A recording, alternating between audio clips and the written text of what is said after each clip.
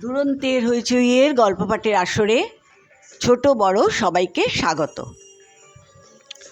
আমার আজকের গল্প এডগার অ্যালান পোর হারানো চিঠির রহস্য। এডগার অ্যালান পো ছিলেন একজন মার্কিন সাহিত্যিক। তিনি একাধারে ছিলেন লেখক, কবি, সম্পাদক এবং সাহিত্য সমালোচক। তিনি ছোট গল্প ও রহস্য গল্পের জন্য সবচেয়ে বেশি পরিচিত। 1809 সালে উনি বোস্টনে জন্মগ্রহণ করেন এবং মাত্র 40 বছর বয়সে 1849 সালে আমেরিকার বাল্টিমোরে প্রয়াত হন। গোয়েন্দা কথা সাহিত্যের উদ্ভাবক হিসেবে এডগারকে অনেকে বিবেচিত করেন। তার প্রচুর গোয়েন্দা ছোট গল্পের মধ্যে হারানো চিঠির রহস্য গল্পটি আজ তোমাদের পড়ে শোনাবো। তাহলে শুরু করা যাক। হারানো চিঠির রহস্য, এডগার অ্যালান পো। প্যারিস, শরৎকালের একটি সন্ধ্যা। বন্ধু আগস্ট শীত দুপের বসবার ঘরে আমরা দুই বন্ধু খোশ গল্পে মত্ত হয়েছি। তবে প্রথম একটি ঘন্টা আমরা দুজনেই ছিলাম একেবারে চুপচাপ। সেই সময় আমি বন্ধু আগস্ট দুপের সমাধান করা রহস্যগুলো নিয়ে ভাবছিলাম, যেমন মর্গের ঘটনার কথা। এমন সময়ে দরজা ঠেলে প্রবেশ করলেন প্যারিস পুলিশের বড়কর্তা মসিয়ে জি। আমরা তাকে সাদর অভ্যর্থনা জানালাম। অনেক দিন পরে তার সঙ্গে দেখা হলো। দুপে বাতিটা জ্বালতে উঠতেই মসিয়ে জি বললেন যে তিনি আলোচনা করতে এসেছেন, আর গুরুত্বপূর্ণ আলোচনা অন্ধকারেই ভালো হবে। বলাই বাহুল্য যে আমরা এতক্ষণ অন্ধকারেই বসেছিলাম। আমি প্রশ্ন করলাম, আবার কি সমস্যা দেখা দিল? আশা করি নতুন কোনো খুনের ব্যাপার নয়। না, মোটেই তা নয়। খুবই সরল আর সোজা, তবে আমরা ঠিক যেন বাগে আনতে পারছি না। আর সরল অথচ বাগে আনতে পারছি না বলেই যেন ধাঁধায় পড়ে গিয়েছি। আসল ব্যাপারটা কি আমি জানতে চাইলাম। আরাম করে চেয়ারে শরীর এলিয়ে দিয়ে ভদ্রলোক শুরু করলেন, সব বলবো, কিন্তু সংক্ষেপে সব বলবো। তবে তার আগে আমি আপনাদের সাবধান করে দিতে চাই যে ব্যাপারটা কিন্তু খুবই গোপনীয়। এটা কাউকে বলেছি জানালে কিন্তু আমার চাকরি চলে যাবে।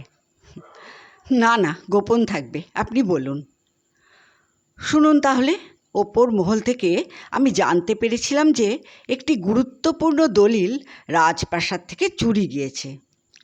কে যে চুরি করেছে তাও কিন্তু জানা গিয়েছে, এবং এও জানা গিয়েছে যে দলিলটা এখনও তার হেফাজতেই আছে। তার কারণ দলিলটা হাতছাড়া হলে যা ঘটতে পারত তার কিছুই ঘটেনি। হলো না, আর একটু পরিষ্কার করে বলুন, দুপে জানতে চাইল। ঠিক আছে, বলছি। আসলে দলিলটি যিনি চুরি করেছেন তিনি একটি বিশেষ ক্ষমতার অধিকারী এবং যথেষ্ট সম্মানীয় ব্যক্তি। এখন এই দলিলটা যদি কোনো অজানা তৃতীয় ব্যক্তির হাতে পড়ে তাহলে সর্বনাশ হয়ে যাবে। অতএব যে ব্যক্তিটি দলিল চুরি করেছেন তার সাহায্যে তিনি অন্য একজন খ্যাতনামা ব্যক্তির সর্বনাশ করে দিতে পারেন।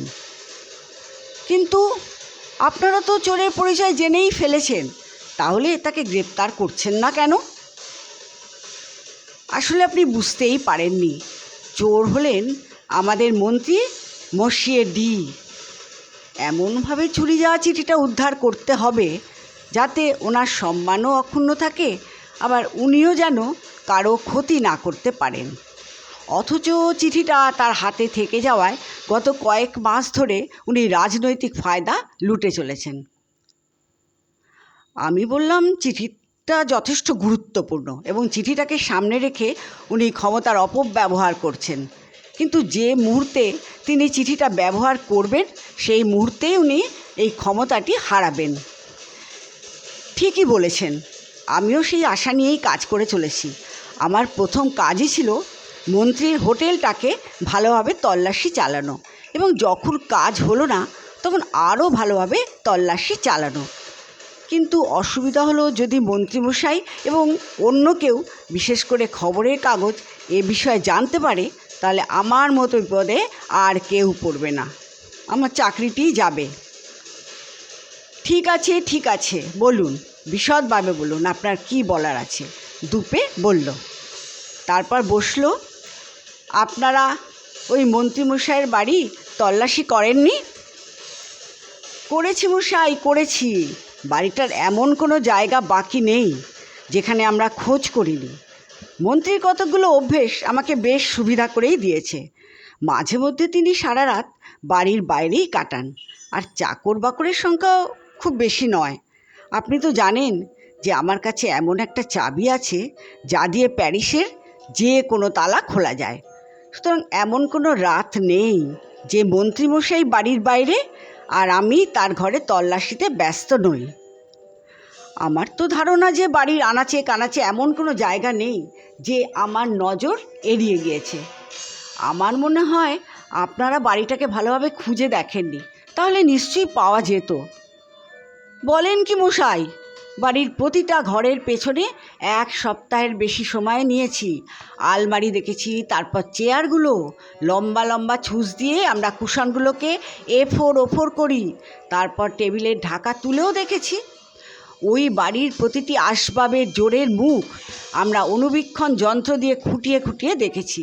কোথাও কোনো জোড়াতালির চিহ্ন থাকলে তা আমাদের চোখ এড়াতো না। কোনো কাঠের গুঁড়ো সেই যন্ত্রে পেয়ারার মতো বড় হয়ে দেখা দিত।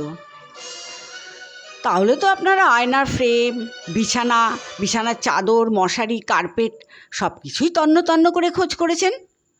অবশ্যই করেছি। পুরো বাড়িটাকে কয়েকটা অংশে ভাগ করে তাদের একটা একটা নম্বর দিয়েছি। তারপর তাদের প্রতিটা বর্গ ইঞ্চি করে পুরো বাড়িটাকে দেখেছি। তাছাড়া সংলগ্ন বাড়ির দেয়ালটাকেও দেখেছি। বলেন কি? আমি সবিস্ময়ে বললাম, তাহলে তো আপনাদের অনেক ঝামেলাও পোহাতে হয়েছে। এতে আর ঝামেলা কি বলুন, পুরস্কারের অঙ্কটিও তো বেশ বড়সড়, তাই না? বাড়ির চারিদিকে জমি পরীক্ষা করেননি? নিশ্চয়ই করেছি, তবে কোথাও জমি নেই, সব ইট দিয়ে বাঁধানো। তাতে আমাদের পরিশ্রম কিছুটা লাঘব হয়েছে। আমরা 2টো ইটের জোরের মুখের শ্যাওলাগুলো পরীক্ষা করেছি। মন্ত্রীর বইপত্র, কাগজপত্র, লাইব্রেরি এসব দেখেছেন? নিশ্চয়ই। প্রতিটা বইয়ের প্রতিটা পাতা উল্টে দেখেছি। বইয়ের মলাট কতটা পুরু তাও মেপেছি। বাঁধাইয়ের পর কোনো মেরামত বা তাপ্তির চিহ্ন থাকলে তাও দেখেছি।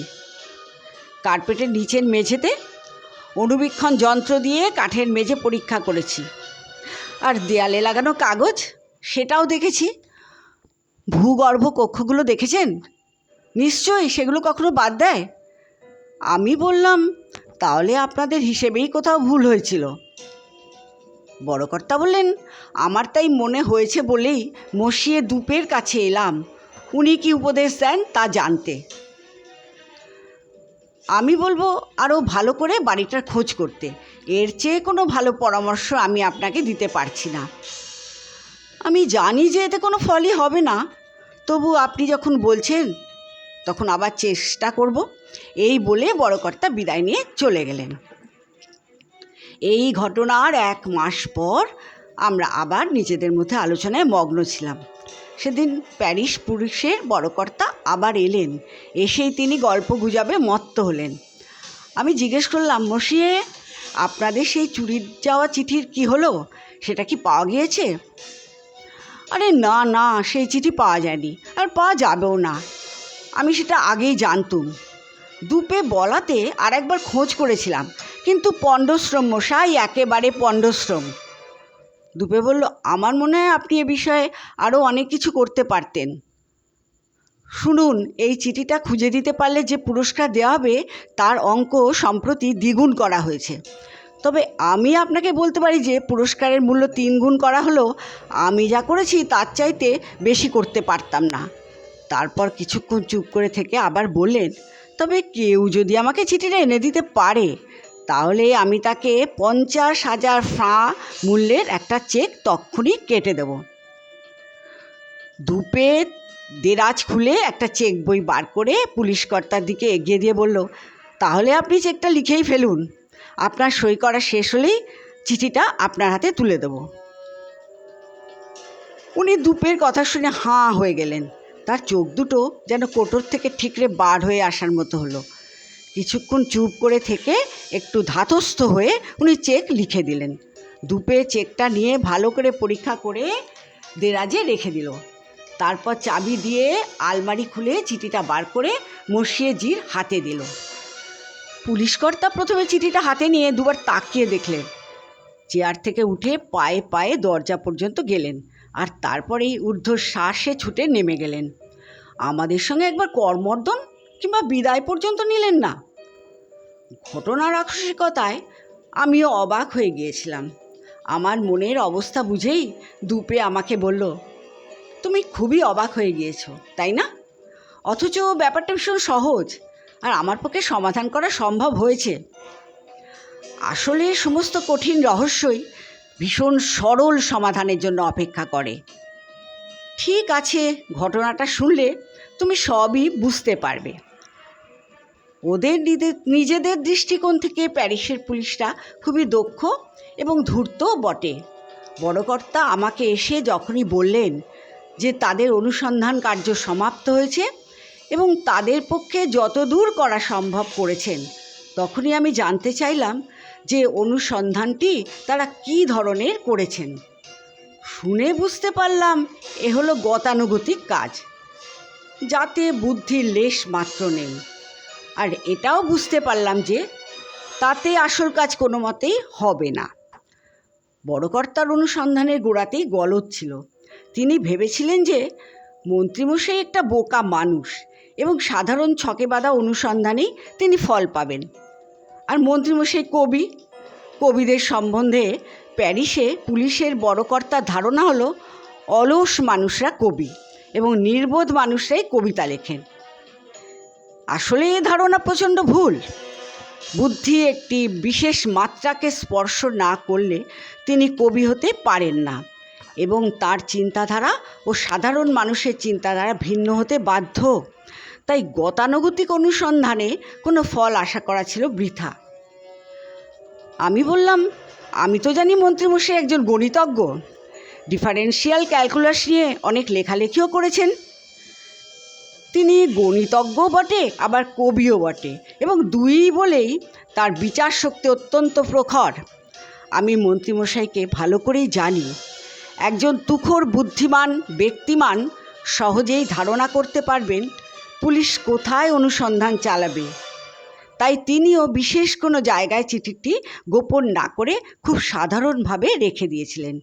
আমি বুঝতে পেরেছিলাম যে তিনি খুব সরল পথে এ ব্যাপারে হাঁটবেন। এইসব ভাবনা চিন্তা করে একজোড়া সবুজ চশমা চোখে দিয়ে হাজির হলাম মন্ত্রীমশাইয়ের নিবাসে। মশাইকে ঘরেই পেলাম। তিনি যথারীতি ঘরে বসে হাত পা ছড়িয়ে আরাম করছেন। আমি আমার চোখটা একেবারেই গেছে বলে চশমা নেবার কথা বললাম, এবং রঙিন চশমার আড়ালে ঘরটাকে বেশ ভালোভাবে পর্যবেক্ষণ করলাম। ভালোভাবে লক্ষ্য করলাম ওনার লেখার টেবিলের দিকে। ওর ওপরে ছড়ানো ছিল কিছু বইপত্র এবং চিঠিপত্র, কিন্তু ওইসবের মধ্যে কিছু সন্দেহজনক দেখতে পেলাম না। শেষ পর্যন্ত প্রায় হতাশ হয়েই ঘরের চারিদিকে তাকাচ্ছি, তখন আমার নজরে পড়ল ম্যান্টেল পিসের ওপর। ম্যান্টেল পিসের সঙ্গে একটা নীল ফিতে দিয়ে একটা চিঠি রাখার খোপ ঝোলানো আছে। তাতে রয়েছে কয়েকটা ভিজিটিং কার্ড আর একটা অদরকারি চিঠি। চিঠিটা খুবই নোংরা এবং প্রায় 2 টুকরো করে ছেঁড়া। চিঠিটাকে ঠিকানার জায়গায় কালো কালিতে মেয়েলি হরফে মন্ত্রীর নাম লেখা, যেন খুব স্বাভাবিকভাবেই তুচ্ছ চিঠিটাকে ছুঁড়ে দেওয়া হয়েছে ওপরের তাকে। কিন্তু ভালো করে নজর করে দেখলাম যে চিঠিটা ঠিক বর্ণনার মতো নয়। এতে চিঠির মোহরটি বড় বেশি স্পষ্ট এবং বড়। তবে এটা ঠিক যে লোক ঠকাবার জন্য খুব সাধারণভাবে চিঠিটাকে রেখে দেওয়া হয়েছে। তখন মন্ত্রীমশাইয়ের সঙ্গে একটা উত্তেজক আলোচনা জুড়ে দিলাম এবং আমার দৃষ্টি নিবন্ধ রাখলাম চিঠিটার দিকে। শেষ পর্যন্ত দেখলাম চিঠিটা যেখানে ভাঁজ করা হয়েছে সেখানকার কোণগুলো যেন বড় বেশি ঘষটে গেছে মনে হচ্ছে। কোনো মোটা কাগজ একবার একদিকে ভাঁজ করে আবার উল্টো দিকে দেওয়া হয়েছে। এবং সেই নতুন। এ পর্যন্ত পর্যবেক্ষণ করার পর আমি সেদিনকার মতো বিদায় নিলাম, কিন্তু আমার অতি প্রিয় সোনার নস্যদানিটা ভুলে টেবিলের ওপর ফেলে গেলাম। পরদিন নস্যদানিটা আনতে আবার গেলাম এবং আগের দিনের আলোচনা আবার শুরু করে দিলাম। আলোচনা চলছে, এমন সময় হঠাৎ হোটেলের নিচ থেকে বন্দুকের আওয়াজ শোনা গেল। সঙ্গে সঙ্গে নিচ থেকে তুমুল হইচইও শোনা গেল। মন্ত্রীমশাই ছুটে জানালার কাছে গেলেন। সেই ফাঁকে আমি দৌড়ে গিয়ে চিঠিটা তুলে নিয়ে তার বদলে অন্য একটি চিঠি রেখে দিলাম। চিঠিটা ওই চিঠিটারই নকল, অন্তত বাইরে থেকে দেখে চট করে বোঝা যাবে না। আসলে বন্দুকধারী একটা লোকের পাগলামির ফলে রাজপথে গণ্ডগোল দেখা গিয়েছিল। একদল নারী ও শিশুকে লক্ষ্য করে সে গুলি ছুঁড়েছিল। পরে দেখা গেল যে বন্দুকে গুলি নেই, অতএব লোকটাকে পাগল বা মাতাল মনে করে তাড়িয়ে দেওয়া হলো। মন্ত্রীমশাই জানলা থেকে ফিরে এলেন। অবশ্য এখানে বলে রাখি যে রাজপথের মাতাল লোকটি আমারই নিযুক্ত করা, আমি টাকা দিয়ে ওকে কাজে লাগিয়েছিলাম। কিন্তু ওখানে আবার একটা চিঠি রেখে আসার কি দরকার ছিল বুঝতে পারছি না। চিঠির নকল একটা রাখার দরকার ছিল, তা না হলে আমি এই বাড়ি থেকে বার হতে পারতাম না। মন্ত্রীমশাইয়ের গায়ে যথেষ্ট জোর, তাছাড়া উনি চিঠিটাকে বাঁচাতে সব রকম চেষ্টা করতেন। আমি লক্ষ্য করেছিলাম যে মন্ত্রীমশাই জানালা থেকে ফিরে এসেই দেখে নিলেন যে চিঠিটা জায়গা মতন আছে কিনা। ওখানে কোনো রকম অসঙ্গতি চোখে পড়লেই আমি কিন্তু বিপদে পড়তাম, আমার উদ্দেশ্য সফল হতো না। তবে একটা কথা আমি শেষে না বলে পারছি না, মন্ত্রীমশাই একটি বিবেকহীন ব্যক্তিত্ব। এই চিঠিটা ওনার হেফাজত থেকে পুলিশের হাতে যাওয়ার মানেই হলো মন্ত্রীমশাইয়ের পতন ঘনিয়ে আসা। একবার ভিয়েনায় উনি আমার কাজে বাধা দিয়ে অপরাধীকে সাহায্য করেছিলেন। এইবার আমি সেই তার অপরাধের প্রতিশোধ নিলাম এইভাবেই। গল্প পাঠ তোমাদের আশা করি ভালোই লেগেছে। তোমরা সবাই ভালো থেকো, আনন্দে থেকো।